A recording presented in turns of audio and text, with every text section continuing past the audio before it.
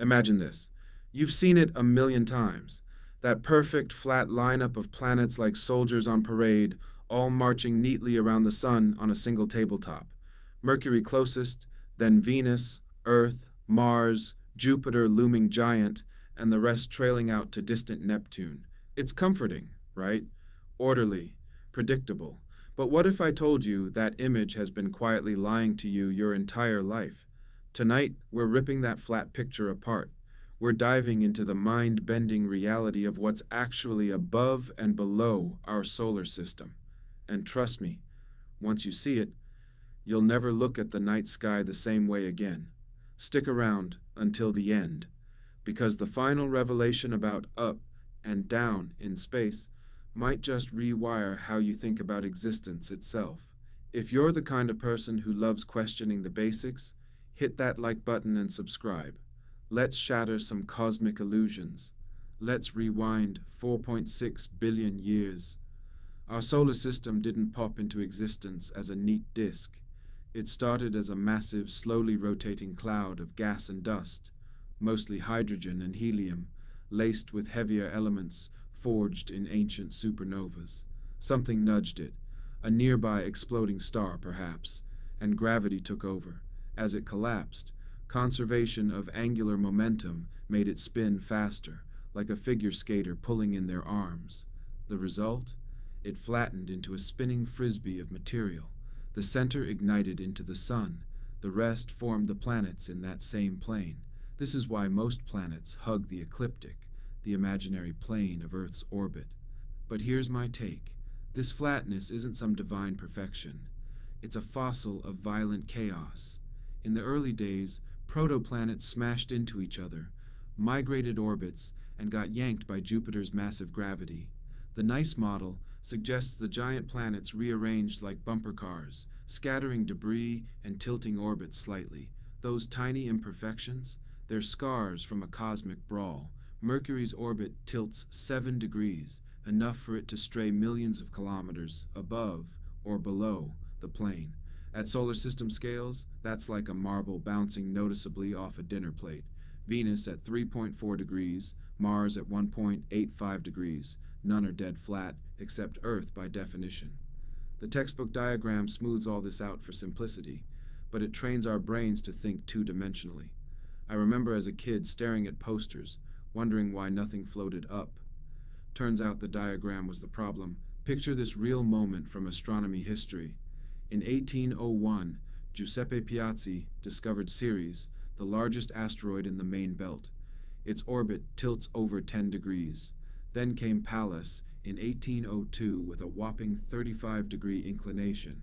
Its path soars hundreds of millions of kilometers above and below the ecliptic. Early astronomers were baffled. These new planets didn't fit the neat rows.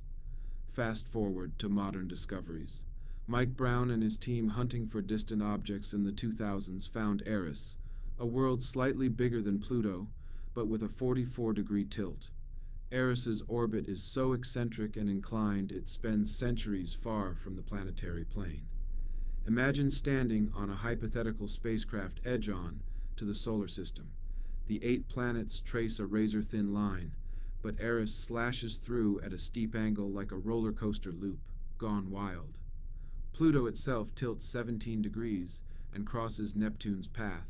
Its planet status was always shaky, partly because it refused to stay in line. These aren't anomalies.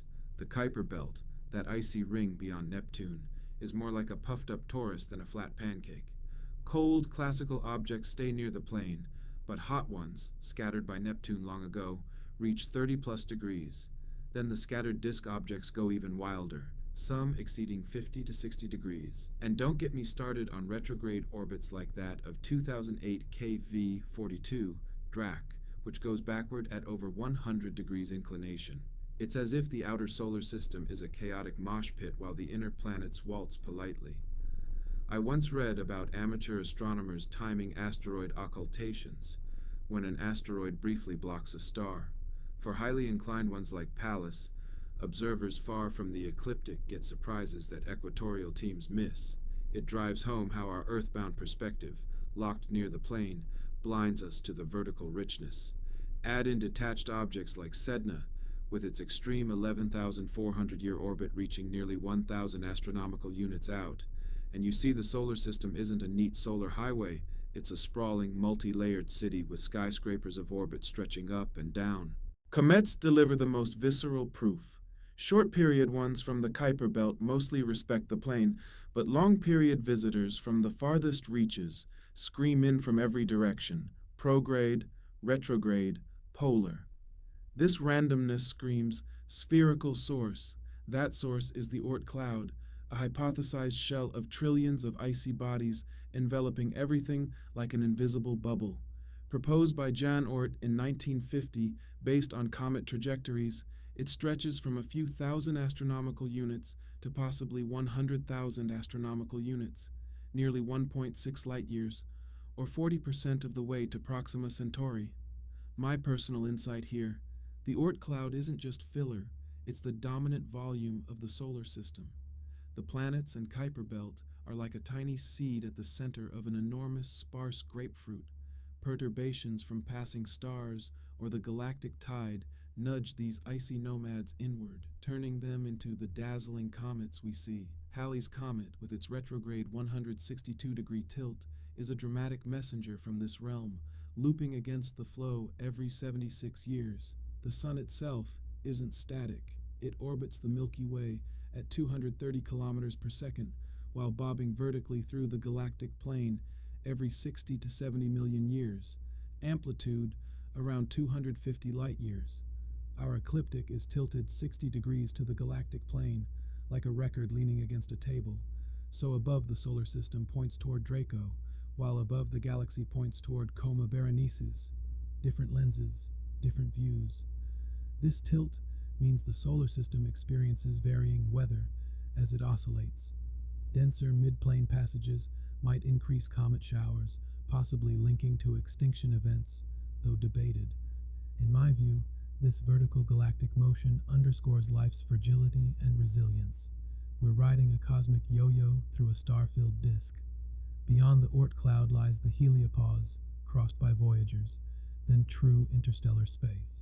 But gravitationally, the solar system ends where the sun's pull yields to others, far out in that spherical cloud. The deepest insight: directions are illusions. On Earth, gravity gives us absolute up/down. In space, choose any plane: the ecliptic, invariable, near Jupiter's, galactic, or even the cosmic microwave background dipole from our motion. Einstein showed space-time is curved by mass. No universal grid exists. Above is a convenient fiction we overlay on isotropic vastness. So what's the big lesson? The universe rewards curiosity that questions the obvious. That flat diagram comforted us with simplicity, but reality's 3D, dynamic messiness is far more wondrous. It reminds us we're not at the center of anything absolute. Our up is arbitrary. Next time you gaze at the stars, remember, you're not looking up, but out into a sphere that surrounds you equally in all directions. The cosmos has no preferred orientation, only the structures we map onto it. Embrace the vertigo. It means you're thinking big. The solar system isn't a flat stage. It's a living, breathing 3D masterpiece with room for chaos, beauty, and endless discovery. We're tiny specks on a pale blue dot inside it all, yet capable of mapping its hidden dimensions